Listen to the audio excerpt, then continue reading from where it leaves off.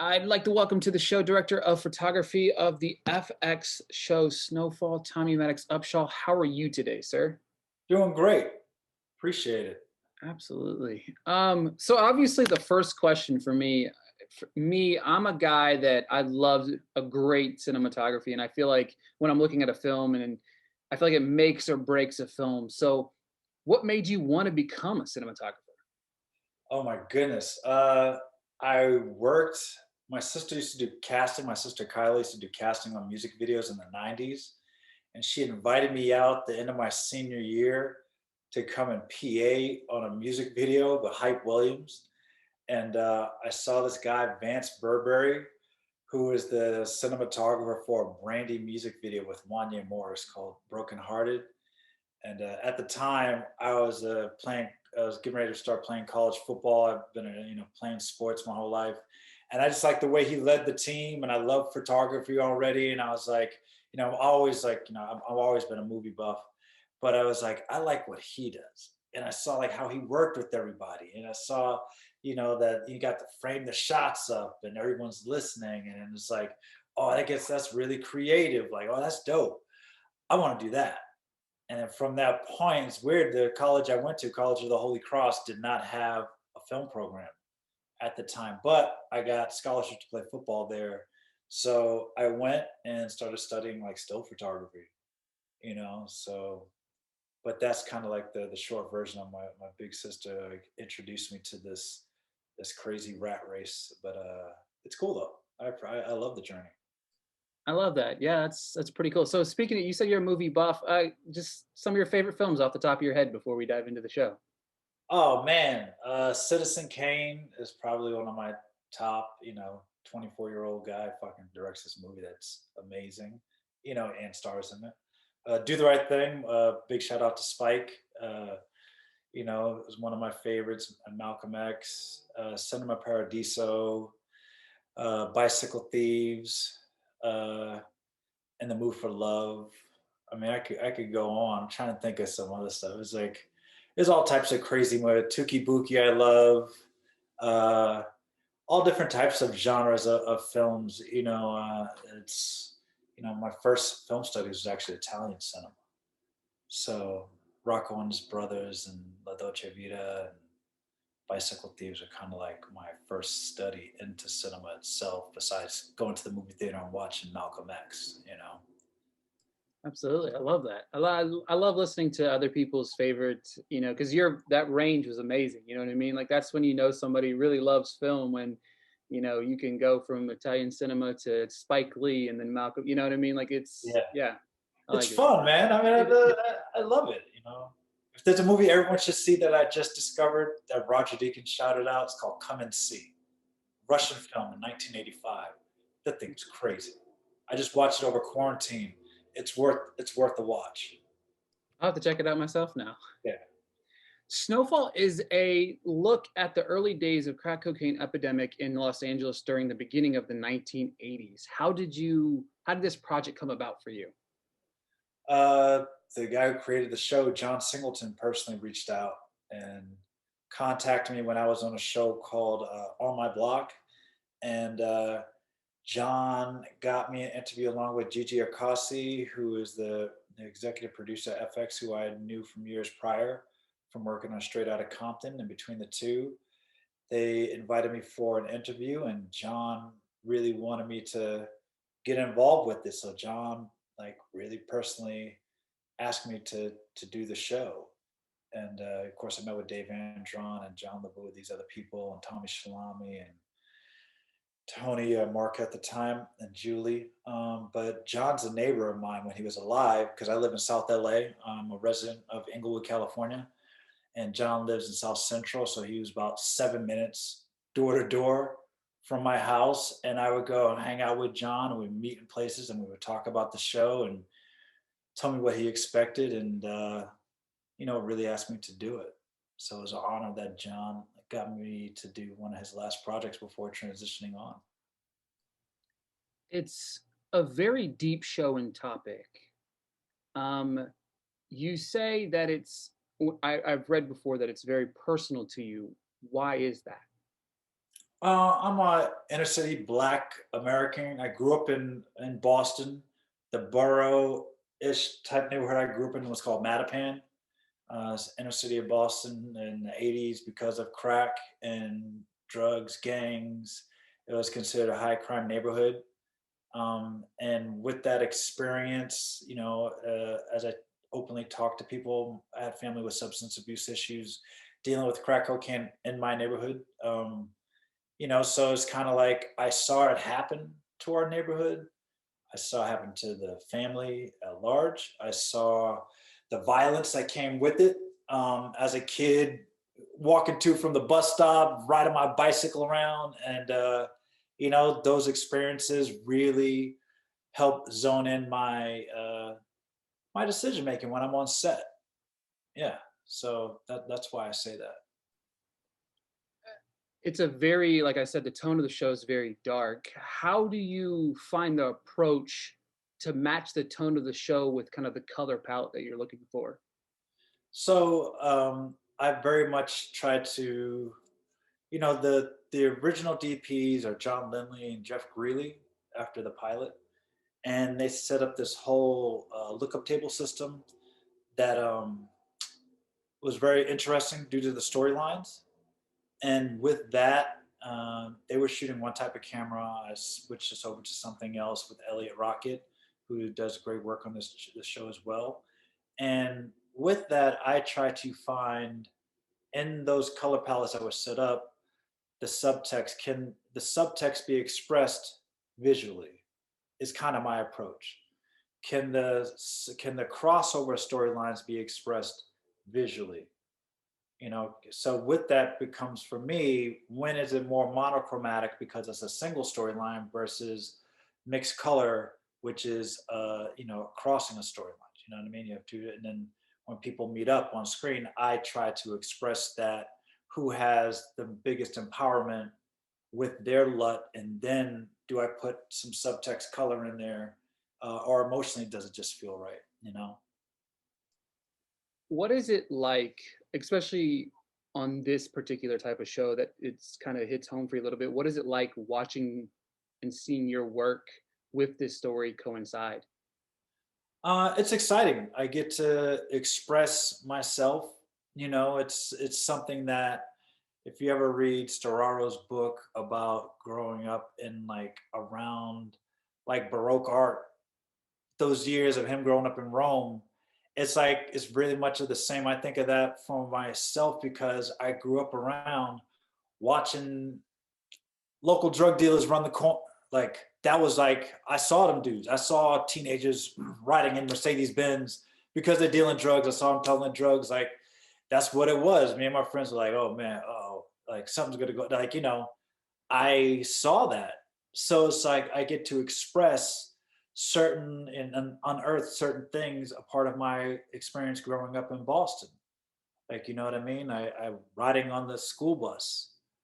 I saw gangs beat people down, because of disputes about things. And then you find out word on the street is this, what, and the other. I rode the bus and the train as a kid, and you see, who was rolling in what crews. Like, they're not from my area, they're from this area, you know what I'm saying? And those things cause conflict because there's drugs involved with it. Money is exchanging hands. So then that's for me is like I draw from those things the way I saw people under sodium light, metallic halide, certain street corners at night. As my parents would drive me through certain major streets in Boston, and you would see these cats out who are like not much older than me, and you're like, "Hey, what's going on? Like, how are these cats out right now?" Like, and it's just one of those things. You get to unearth those things that have been hidden in me for a while from my youth, which I remember emotionally responding to. You know. What is some of the hardest things about being a cinematographer that you try to adapt to? Obviously, because you're coming into somebody else's vision. Mhm. So, what is it like trying to put the pieces together to make it yours, but also theirs? It's always trying to develop the language. The people, when you talk about a language, I tell a lot of directors that I prefer to know what they don't like versus what they do like, simply because I know which way to not steer things and bring things up. I'm prepping a show right now, and that's what we're devising. We don't even roll the camera for another 2.5 months. And the director and I have already worked through like 3 episodes, like going through and shot listing stuff. We haven't even physically got to the locations because they're in another country right now. But it's like we're already spewing ideas and devising a language and stuff that we would like, how we would like to approach it. And then once you get to the location, then things can change because locations speak to you very much, you know. And I have a different gaze. Like I just have a cultural different gaze that I think is hopefully interesting. I mean, some people think it's interesting. I get to be employed because of it. But my cultural gaze is something that has helped me in terms of this show. And I get to express myself a certain way because of somebody like John Singleton, who grew up as an inner city Black kid, during this time as well. And we got to really he kind of they kind of let me kind of do what I want, which is really kind of nice. And John kind of set that up for me, and other people have been supportive with that environment. Dave Andrew has been nothing but supportive in that environment to let me kind of do what I want, and it's worked out visually.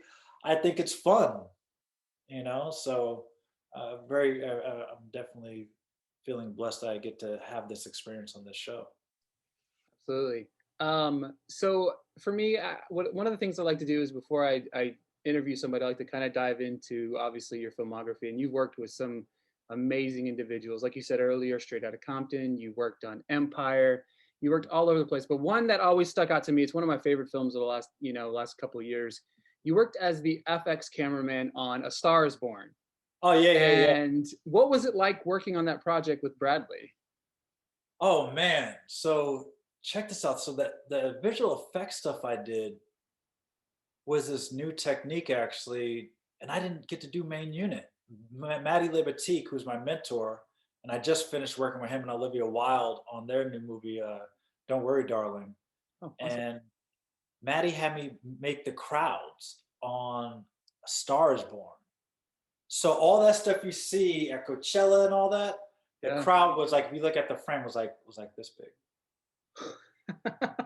And then I was doing this new technique with this strobing that was helping duplicating frames at a high frame rate and flashing, so then they can make the crowd with light movement to expand it all around. So I literally was part of the team. I was a cameraman that made the crowds, different perspectives and all that for Stars Born. So even though it's like this multiplied by tons, it was just like setting people up and having them turn different ways with this strobing technique. And Maddie calls me in at different times to freaking do stuff for him, and I'm like, sure. I mean, the guys helped my career out tremendously, so I can't thank Maddie Lebatique and Spike enough for that relationship. But it was great just to be a part of it. I mean, I was doing something else, so I didn't get to go do main unit with them that time. But no, Stars Born is a great movie. I love my work I did on it because it sold it. I mean, you can't tell that it's not a daytime exterior versus. No, I I didn't know it until you just said it. So Yeah. So that's perfect. I like that. I'm glad I asked that question now because that's a really cool story. Cool. So if you could pick one, and I'll get loosely couple of films that aren't and are attaching things that you've been attached to that aren't yours, that have been some of your favorite cinematography work, what would you pick? Like some of my favorite. Not yours, somebody right, else. somebody else's. Mm-hmm. I think that oh man, Belly by Malik Saeed, Hype Williams movie. It's like kind of a cult hit. I worked for Malik. I was a PA for him for years. I think. I mean, he's influenced me because I saw him do it firsthand. I would say Maddie. When you look at something like Black Swan, how appropriate. Oops. You're good. I'm good. I would say Maddie and Black Swan. Of course, Greg Tolan and Citizen Kane is absolutely amazing. And Roger Deakins' work. I mean, you could talk about the movies he won the Oscar for. I would really say it's like more so about a movie like Shawshank, where you don't really notice Roger's work, and it complements the story so well. You know what I mean? So And beautiful, so so beautiful. beautiful. Gosh. And then somebody like Ernest Dickerson on something like Malcolm X for me, you know, and Ellen Kurz on Eternal Sunshine.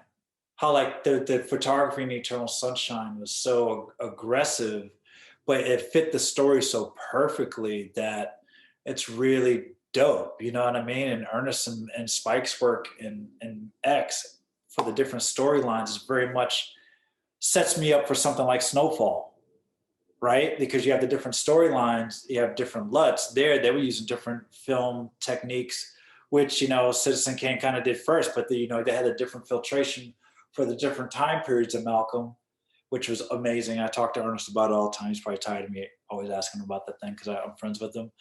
But then you look at Citizen Kane and the newsreel footage versus the regular storyline footage and the childhood stuff of you know Citizen Kane, Charles Foster Kane. So it's like all those different people, different points, but I just love it, man. Is there any director that you haven't worked with that you want to work with? Oh, of course, of course. Um, I think somebody like, I mean, I would love to work with Denzel as a director. I think that would be really dope to be able to collaborate with somebody like him. Also, somebody like, I mean, I've worked with Spike in a capacity, but me and Spike have like this tumultuous relationship that I love because I'm a Boston guy. He's a New Yorker, but I would love to lens a feature film for Spike. And then there's directors. I mean, like, oh man, what is the woman that did Hurt Locker? Bigelow, Catherine Bigelow. Catherine Bigelow. Yeah. I love her storytelling. I think she's really dope. I So think she does amazing, amazing work. And of course, Bong, who did freaking Parasites, like he's one of the best. I mean, he's freaking. I watched every movie of his. He's like one of those voices internationally that's just so unique and dope. So that's like my short list. Hopefully somebody or like an Antoine Fuqua do some big action movie or something. You know, and then your boy. What is my man's name? I can go on, man. I could, I feel that. I feel that, right? you know, I there's a do. lot, there's a lot of good talent out there. I mean, Coogler. I mean, I think it'd be dope to team up with somebody like him Yeah, and go after something. I think he's a great storyteller. You know. I agree. Um, I've got one more left for you. What is the most beautiful location that you've ever shot? Ooh, most beautiful. I did a small movie in South Africa called Kalushi, and it's on Netflix. It did amazing for me, like but I was shooting in South Africa, and there's this place, it's like East Hartbeespoor's Dam or something outside of Johannesburg, and it was absolutely stunning. It was like great to be out there and be in South Africa's countryside, and that was really dope. Yeah, it's funny because when I was looking at that, when I was preparing my notes and stuff, I was like, I know he's gonna say this, but I'm gonna ask it anyway. I can't imagine, like, you know what I mean? Like, it sounds gorgeous, right? You know what I mean? Yeah, It's like if I would have like laid money in Vegas, I would have won something because I was just like, you can't really top that. Even looking at your filmography, and you've done a lot of work, but that's some beautiful shots, right? You know what I mean? yeah, that and I shot Paris for one TV show and a short film. Uh, I was in Marseille for a short film that was really beautiful, but I think South Africa kind of takes it. Yeah, yeah, I think Perfect. you're right. You get your money. Absolutely. Absolutely. So Snowfall returns back to FX on February the 24th, season four. Thank you so much for your time today, Tommy Maddox-Upshaw. Thank you again. No doubt, man. Have a good day.